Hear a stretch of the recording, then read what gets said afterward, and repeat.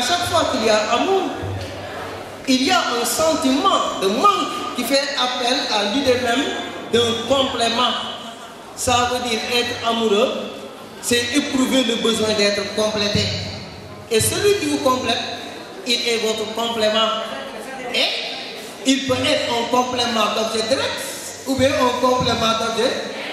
Dans tous les cas, il vous complète. C'est pourquoi, à chaque fois qu'on aime, on dira yaay sama genn wàll. Yaay sama genn wàll, yaay sama xarit. Dans le mot xarit, vous avez xar. Xar en wolof, ça veut dire découper. Il y a l'idée même de moitié.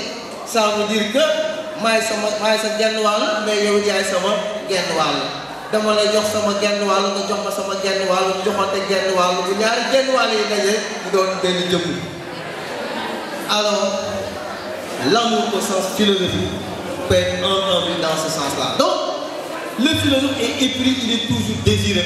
Il est désireux de la sagesse, du savoir, mais qu'est-ce qu'il faut entendre par cette sagesse philosophique?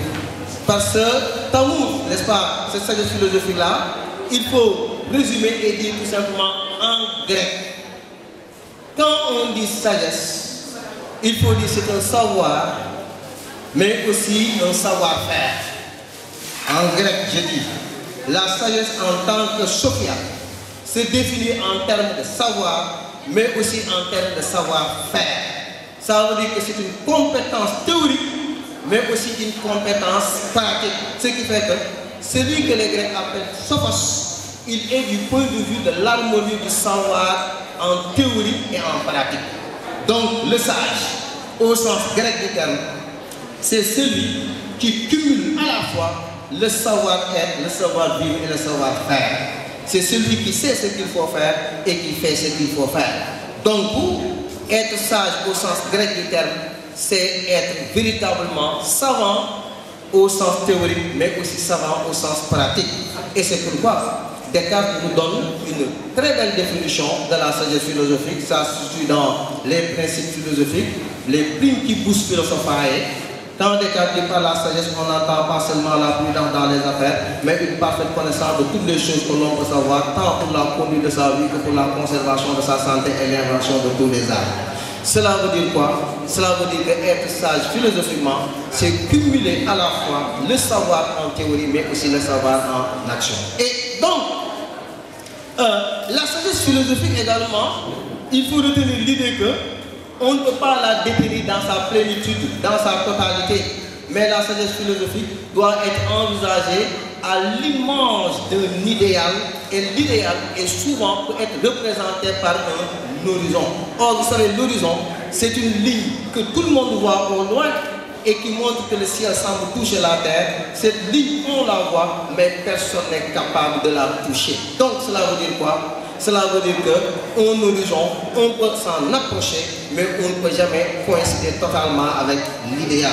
L'idéal qui est cet horizon-là, on peut de façon asymptotique, on peut de façon tangentielle, comme disent les mathématiciens, s'approcher de l'idéal, mais on ne peut pas réaliser l'idéal qui est la sagesse philosophique dans sa plénitude, dans sa totalité. Et donc, c'est pourquoi un philosophe qui s'appelle Simon Manon disait que le philosophe poursuit inlassablement un but dont la possession l'a réattiré. Ça veut dire quoi? Si toutefois que le philosophe parvient à détenir la sagesse, ce serait le certificat de décès de la philosophie.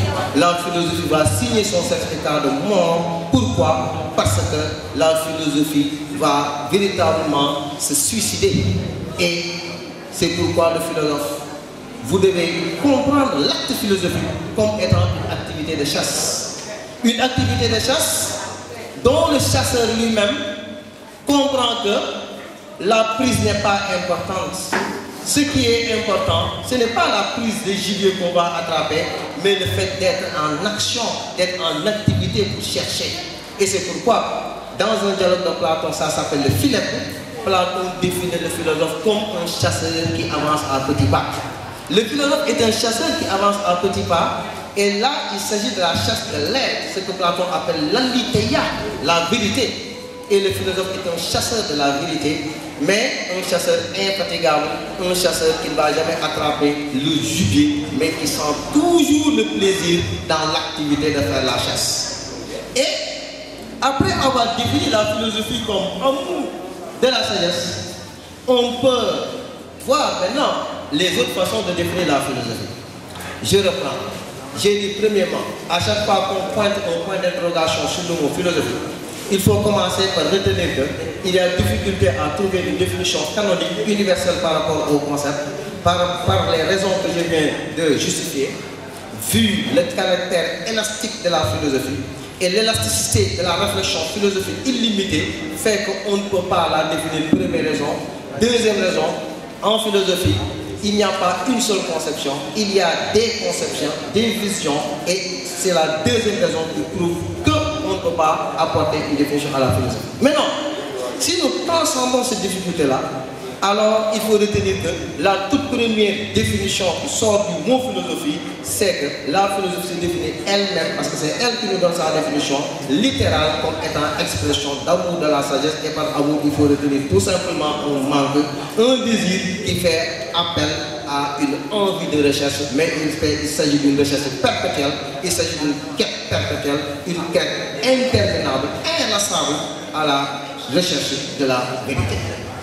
Et la philosophie, entre autres, va se définir en se distinguant des autres formes de connaissance par les critères que je vais énumérer. Il y a parmi les critères parmi lesquels on reconnaît la philosophie, il y a la rationalité. On ne peut pas parler de philosophie sans rationalité. Le philosophe, il est commandé par sa raison. Il met en avant sa raison. Il évalue tout par la raison. Parce que la raison, c'est quoi? La raison est un instrument de mesure. La raison est un baromètre. La raison est un outil qui permet d'analyser. Et analyser, c'est décomposer, c'est faire une distinction, identifier le vrai du faux, le bien du mal, le normal de l'anormal. Donc, la raison est une faculté qui permet à l'homme de s'orienter dans le temps et dans l'espace. C'est pourquoi cette raison-là que Descartes va commencer par mentionner dans la première phrase du discours de la méthode, en disant quoi? Le bon sens est la chose du monde la mieux partagée. Cette puissance de bien juger et distinguer le vrai d'avec le faux, que nous appelons bon sens ou lumière naturelle, est égale en chacun de nous. La seule différence, c'est que nous ne l'appliquons pas bien. Ce n'est pas assez d'avoir l'esprit bon, mais le principal, c'est de bien l'appliquer. Donc, philosopher, c'est penser bien. Philosopher, c'est utiliser sa raison. Philosopher, c'est ne pas faire confiance au sens. Philosopher, c'est ne pas faire confiance aux apparences. Donc, la philosophie met en avant l'autorité de la raison. Il n'y a qu'un seul juge en philosophie et il s'appelle raison. Ce n'est pas la religion qui juge à la place du philosophe, ce n'est pas le sens commun qui juge à la place du philosophe, ce n'est pas autrui qui juge à la place du philosophe. Le philosophe, il juge en écoutant uniquement l'autorité de sa conscience, l'autorité de sa raison. Donc la philosophie est une matière rationnelle, c'est une activité de réflexion qui met en avant l'autorité de la raison. Et c'est pourquoi Descartes disait qu'il faut tout mesurer à la lumière de la raison. Et la philosophie, non seulement elle est rationnelle, elle juge tout dans le tribunal intérieur.